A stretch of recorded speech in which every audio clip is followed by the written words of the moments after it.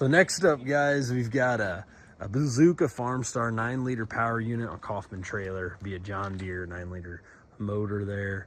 I'm here with the consignor. He's gonna walk up there, fire it up for you. But the Cornell pump was just rebuilt within the last year. It is the wide iron pump.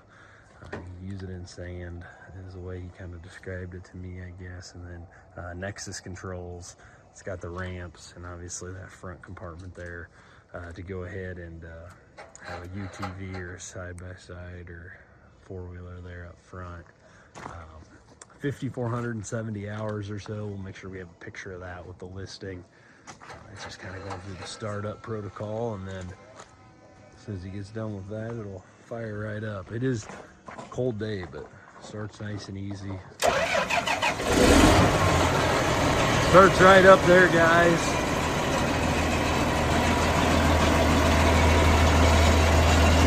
Whole group of equipment coming from the same place. It's actually 2 power units, applicator, hose reel with hose.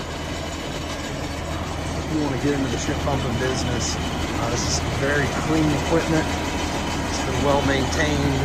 Everything comes with service records from Bodensteiners as far as what's been done more majorly on everything. This one's obviously got that trim-right toolbox on it.